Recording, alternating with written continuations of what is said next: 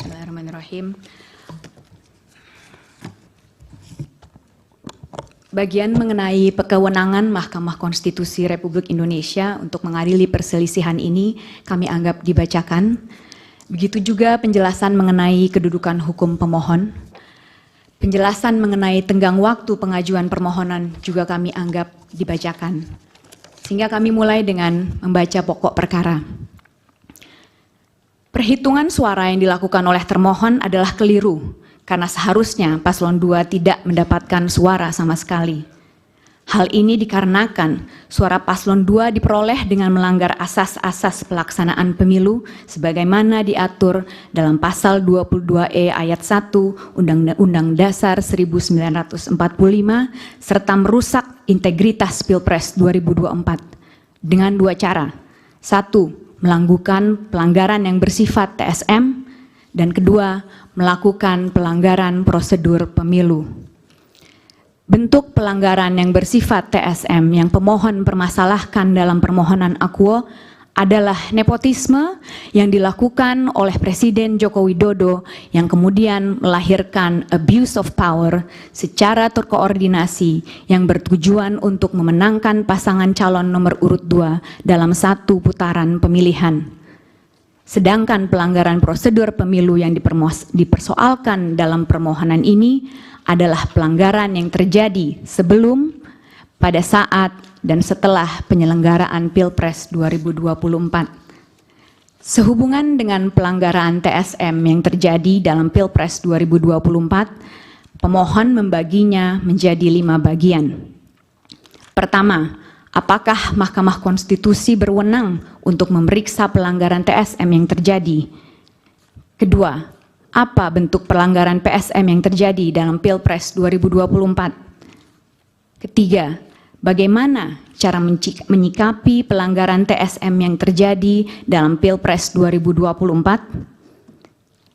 4. Apa dampak dari pelanggaran TSM yang terjadi dalam Pilpres 2024 bagi perolehan suara paslon nomor 2? Dan kelima, apa dampak dari pelanggaran TSM berupa nepotisme yang dilakukan oleh Presiden Joko Widodo selama Pilpres 2024 bagi bangsa Indonesia? Pertanyaan pertama yang akan pemohon jawab sehubungan dengan pelanggaran TSM yang terjadi dalam Pilpres 2024 adalah apakah Mahkamah Konstitusi berwenang untuk memeriksa pelanggaran TSM yang terjadi? Menurut hemat pemohon, Mahkamah Konstitusi seyogianya memeriksa permohonan akuo yang mempermasalahkan pelanggaran TSM berupa nepotisme yang kemudian melahirkan abuse of power yang terkoordinasi karena dua fakta hukum berikut. Pertama, adanya kekosongan hukum dalam undang-undang pemilu kita. Dan kedua, adanya instrumen penegakan hukum pemilu yang tidak berjalan secara efektif. Pertama, Undang-Undang Pemilu tidak mengatur mengenai nepotisme yang dilakukan oleh Presiden sebagai bagian dari pelanggaran TSM, karena Undang-Undang Pemilu hanya mengenal 2 jenis pelanggaran TSM. Pertama, perbuatan atau tindakan yang melanggar tata cara, prosedur, atau mekanisme yang berkaitan dengan administrasi pelaksanaan pemilu dalam setiap tahapan penyelenggaraan pemilu sebagaimana diatur dalam pasal 463 ayat 1 Jungto pasal 460 ayat 1 Undang-Undang Pemilu. Dan kedua, pelanggaran jenis TSM dalam bentuk money politics sebagaimana dimaksud dalam pasal 286 Undang-Undang Pemilu. Kedua, penyelenggara pemilu yang ada tidak efektif dalam menjalankan tugasnya sehingga membuat Pilpres 2024 menjadi pemilu yang syarat dengan nepotisme dan pelanggaran. Ketidakefektifan penyelenggara pemilu bisa terlihat dari beberapa hal. Pertama, tidak independennya termohon, sebagaimana terbukti dari upaya termohon untuk memastikan diterimanya Gibran Rakabuming Raka sebagai kontestan dalam Pilpres 2024, mulai dari langsung menerapkan putusan Mahkamah Konstitusi nomor 90 tahun 2023 yang merupakan plurality decision, dan karenanya seyogianya dibaca menggunakan Marx Rule yang kali pertama dipertimbangkan dalam kasus Marx versus United States. Saya izin mengutip sedikit, Yang Mulia. When a fragmented court decides a case and no single rationale explaining the result enjoys the assent of 5 justices, the holding of the court may be viewed as that position taken by those members who concurred in the judgments on the narrowest grounds. Sedikit terjemahannya sebagai berikut. Manakala pengadilan yang terbelah memutuskan perkara dan tidak ada rasio tunggal yang menerangkan hasil dan mendapatkan persetujuan dari Hakim Agung, pendirian pengadilan dapat dilihat sebagai posisi yang diambil oleh anggota yang setuju terhadap keputusan atas dasar yang paling sempit. Kemudian dalam menerima pendaftaran Gibran Rakabuming Raka, termohon pun jelas melanggar peraturan KPU nomor 19 tahun 2023 yang kemudian belakangan terbukti sebagai bentuk pelanggaran etika. Ketidakefektifan penyelenggara pemilu yang kedua adalah DKPP yang melindungi termohon yang dipimpin oleh Hasyim Asyari yang terbukti dari tidak pernah diberhentikannya Hasyim Asyari dari jabatannya meski sudah 4 kali diputus melakukan pelanggaran etika, yaitu melalui putusan nomor 14 PKE DKPP tahun 2023 tertanggal 30 Maret 2023, putusan nomor 35 dan 39 PKE 2023 tertanggal 3 April 2023, putusan nomor 110 PKE DKPP tertanggal 9 Oktober 2023, dan terakhir di putusan 135, 136, 137, dan 141 PKE tertanggal 5 Februari 2024. Ketidakefektifan ketiga adalah Bawaslu yang tidak efektif dalam menyelesaikan laporan yang disampaikan kepadanya, sebagaimana terbukti dari terlalu formalistiknya Bawaslu dalam menanggapi berbagai pelanggaran yang terjadi di lapangan. Secara teoretis, kewenangan Mahkamah Konstitusi untuk memeriksa pelanggaran TSM yang terjadi dalam Pilpres 2024 lahir dari beberapa argumentasi berikut. Pertama, Mahkamah Konstitusi sebagai bagian dari kekuasaan kehakiman tidak seyogianya menolak perkara dengan alasan adanya kekosongan hukum, sebagaimana digariskan dalam pasal 10 ayat 1 Undang-Undang Kekuasaan Kehakiman. Justru Mahkamah Konstitusi seyogianya melakukan penemuan hukum guna dapat memeriksa permohonan akuo.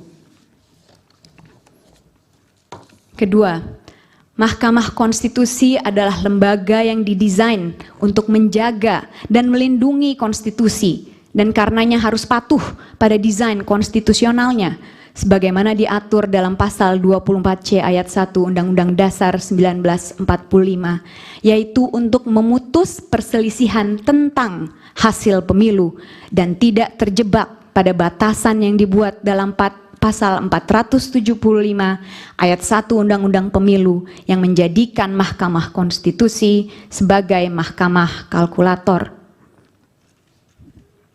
Jika Mahkamah Konstitusi hanya sekedar bertindak sebagai mahkamah kalkulator, tidaklah perlu negarawan yang sekaligus begawan hukum yang melakukannya. Cukup kita berikan kesalahan perhitungan kepada auditor. Dasar ketiga adalah Mahkamah Konstitusi sebagai cabang dari kekuasaan yudikatif secara institusional berwenang untuk mengawasi jalannya pelaksanaan kewenangan cabang kekuasaan eksekutif, termasuk termohon yang baru bisa terjadi jika Mahkamah Konstitusi kembali kepada marwahnya sebagaimana ditentukan dalam pasal 24C ayat 1 Undang-Undang Dasar 1945.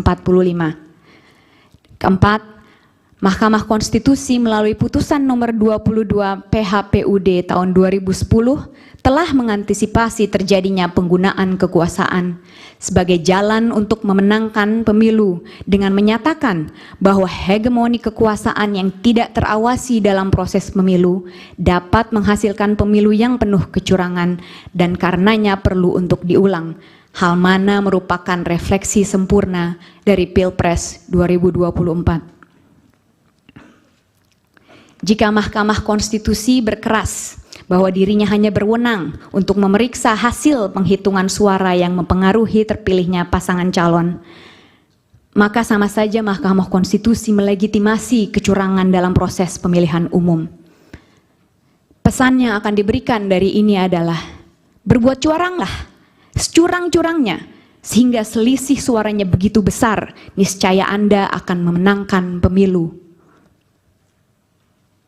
Karenanya, Mahkamah Konstitusi harus keluar dari zona nyamannya dan masuk ke area yang lebih luas demi kepentingan demokrasi yang ditegakkan atas dasar kejujuran dan keadilan. Mahkamah Konstitusi perlu kembali pada desain konstitusional awal yang ditetapkan baginya, yaitu untuk memutus perselisihan tentang hasil pemilu. Hanya dengan demikianlah Indonesia memiliki kesempatan untuk menyelamatkan demokrasinya. Pertanyaan kedua yang pemohon akan jawab sehubungan dengan pelanggaran TSM adalah, apa saja bentuk pelanggaran TSM yang terjadi dalam Pilpres 2024? Pelanggaran TSM yang dipermasalahkan dalam permohonan aku adalah nepotisme yang melahirkan abuse of power terkoordinasi yang dilakukan oleh Presiden Joko Widodo semata-mata demi memastikan agar paslon 2 memenangkan Pilpres 2024 dalam satu putaran. Sehubungan dengan pembuktian mengenai ada tidaknya nepotisme, maka penting untuk melihat standar beban pembuktian sehubungan dengan perkara PHPU di Mahkamah Konstitusi. Sebagaimana dimuat dalam putusan nomor 1 PHPU Pres tahun 2019, yaitu beban pembuktian formil yang mana beban pembuktian awal dibebankan kepada pemohon dan kemudian beralih kepada termohon. Jikapun yang dimaksud oleh Mahkamah Konstitusi dalam putusan tersebut bukanlah pembuktian formil atau balance of probabilities, karena perkara PHPU bukan perkara perdata, maka beban pembuktiannya pun sudah barang tentu berada di bawah standar pembuktian pidana, yaitu beyond reasonable doubt. Pendekatan beban pembuktian semacam ini yang berada di atas balance of probabilities namun di bawah beyond reasonable doubt digunakan di pelbagai negara di dunia dalam memeriksa perkara sehubungan dengan pemilihan umum. Dua contoh yang bisa diberikan sehubungan dengan standar pembuktian ini adalah di Malawi dan di Kenya, yang mana pertimbangan di Kenya adalah sebagai berikut. We maintain that in electoral disputes, the standard of proof remains higher than the balance of probabilities, but lower than beyond reasonable doubt. Terjemahan tidak resminya adalah bahwa pengadilan menyatakan bahwa dalam perselisihan pemilihan umum, beban pembuktian tetap lebih tinggi dari balance of probabilities, tapi itu juga tetap lebih rendah dari beyond reasonable doubt. Peralihan beban pembuktian dari pemohon kepada termohon pun merupakan hal yang lumrah terjadi secara internasional. Hal ini dapat dilihat misalnya dari pertimbangan hakim di Malawi yang menyatakan sebagai berikut. It confirmed the position that the petitioner bears the initial burden of proof. It then made it very clear that the moment the petitioner gives ample evidence in support of his grievance, the burden of proof definitely shifts to the respondent to give an explanation in answer.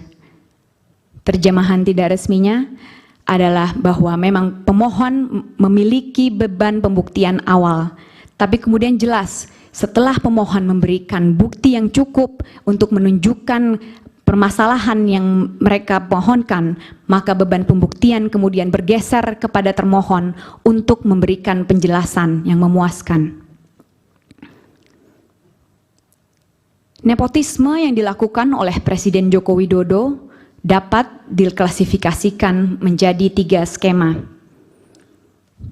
Skema pertama, nepotisme yang dilakukan guna memastikan Gibran Rakabuming Raka memiliki dasar untuk maju sebagai kontestan dalam Pilpres 2024 yang dimulai dari dimajukannya Gibran Rakabuming Raka sebagai calon wali kota Surakarta.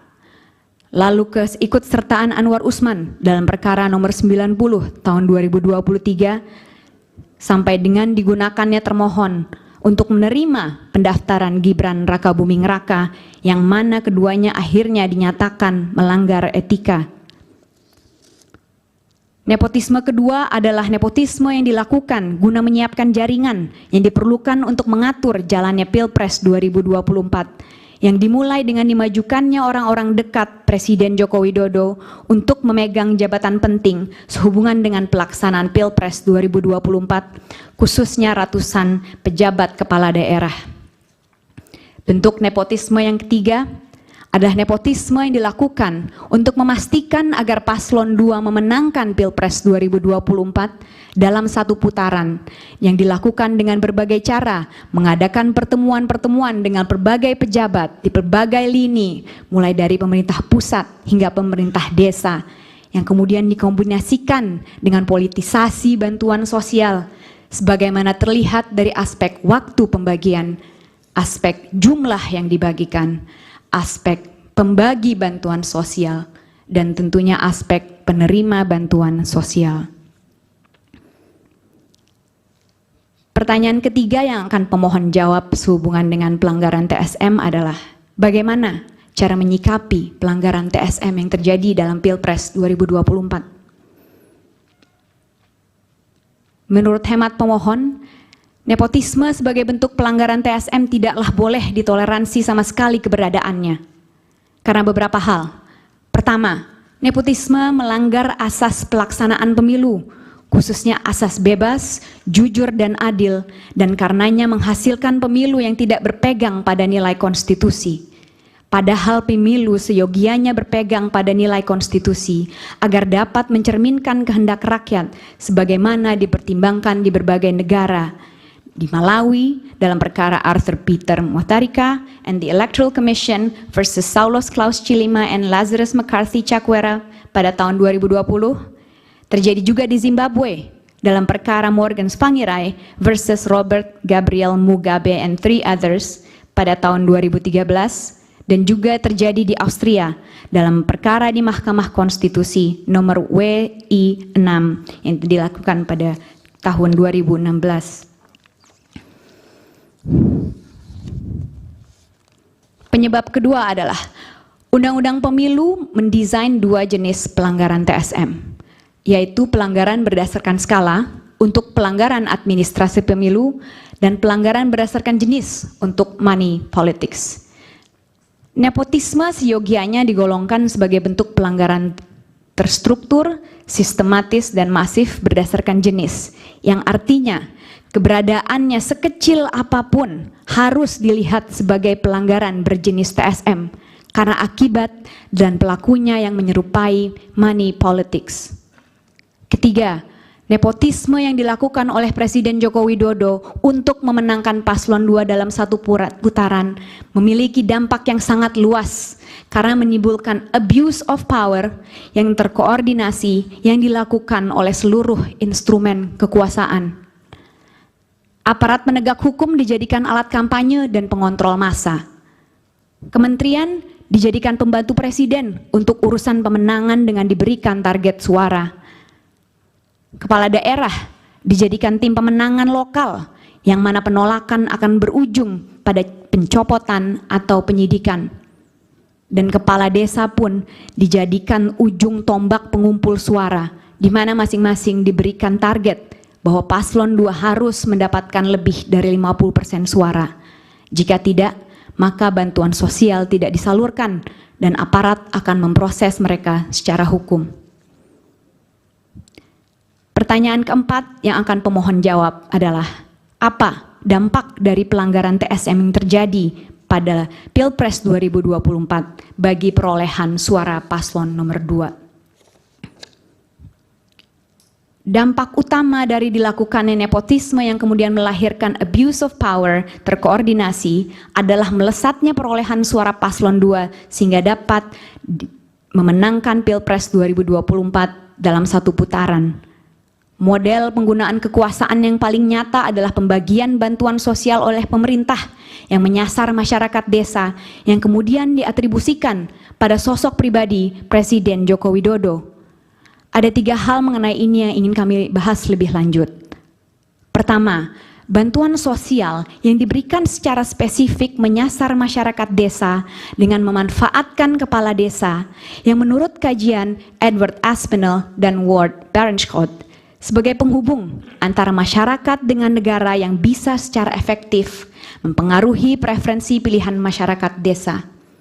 Hal ini dibuktikan lebih lanjut melalui survei LSI pasca Pilpres 2024. Hal kedua adalah bantuan sosial diatribusikan kepada sosok pribadi Presiden Joko Widodo, sebagaimana dinyatakan oleh Ketua Umum PAN yang merangkap sebagai Menteri Perdagangan Zulkifli Hasan maupun Ketua Umum Partai Golkar yang merangkap sebagai Menteri Koordinator Bidang Perekonomian Airlangga Hartarto. Hal ini seolah diafirmasi dengan pembagian bantuan sosial langsung oleh Presiden Joko Widodo di berbagai lokasi di seluruh penjuru Indonesia.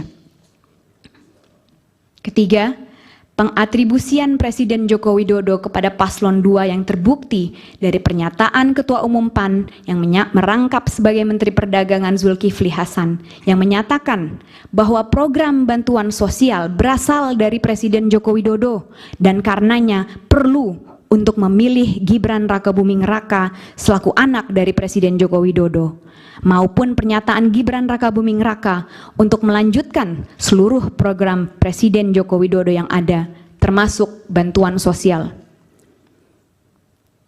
Dengan pengatribusian ini, maka terjadi penjangkaran atau anchoring di benak masyarakat bahwa pasangan calon nomor 2 adalah pasangan calon yang dipilih oleh Presiden Joko Widodo, sebagaimana terbukti dari survei yang dilakukan Populi Center yang menemukan bahwa mayoritas responden atau sekitar 55,7% menilai paslon 2 paling mampu melanjutkan program Presiden Joko Widodo.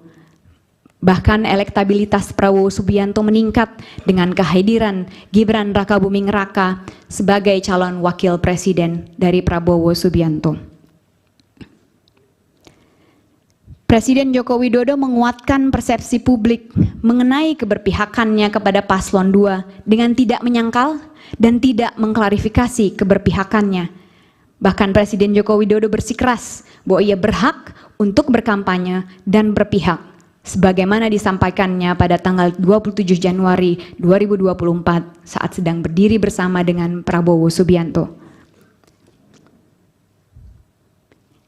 Yang mulia Hakim Mahkamah Konstitusi, pertanyaan kelima yang akan pemohon jawab adalah apa dampak dari pelanggaran TSM berupa nepotisme yang dilakukan oleh Presiden Joko Widodo selama Pilpres 2024 bagi bangsa Indonesia.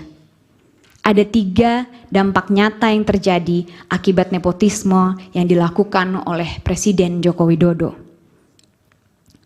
Pertama, rusaknya demokrasi di Indonesia karena kontestasi politik yang terjadi bukan lagi kontestasi yang sehat, melainkan hanya kedok untuk menempatkan orang yang dikehendaki menuju ke kursi kekuasaan. Hal ini melanggar maksim Vox Populi Vox Dei, memunculkan apatisme pemilih dan mendegradasi kepercayaan publik pada institusi pemerintahan yang ada. Dampak kedua, munculnya pertunjukan bobroknya etika politik oleh penguasa dengan adanya nepotisme dan abuse of power yang dilakukan oleh Presiden Joko Widodo. Ada 3 sumber etika yang dilanggar oleh Presiden Joko Widodo. Etika politik yang bersumber dari hukum, khususnya Undang-Undang Administrasi Pemerintahan dan Undang-Undang Penyelenggaraan Negara Bebas KKN. Etika politik yang bersumber dari tujuan bernegara, dan juga etika politik yang bersumber dari sumpah jabatan presiden. Pelanggaran etika ini faktanya memicu reaksi keras, tak hanya dari sivitas akademika, namun juga dari pemuka agama serta elemen masyarakat lainnya yang sayangnya semuanya diabaikan. Dampak ketiga dari nepotisme ini adalah munculnya pelanggaran lanjutan sebagai akibat dari contoh pelanggaran yang dilakukan atau bahkan instruksi yang disampaikan oleh Presiden Joko Widodo. Abuse of power yang dilakukan selama Pilpres 2024 tersebar di hampir seluruh pelosok Indonesia yang dilakukan oleh Polri, TNI, kementerian dan lembaga, pemerintah daerah, dan bahkan pemerintah desa. Hal ini sudah mendapatkan sorotan khusus dari Komnas HAM di dalam catatan Komnas HAM atas penyelenggaraan pemilu serentak 2024. Izin berikutnya akan dilanjutkan oleh rekan saya. Terima kasih. Silahkan, waktunya tinggal 30 menit lagi. Terima kasih. 29 menit tempat tepatnya ya. Terima kasih. Majelis Hakim yang mulia, sehubungan dengan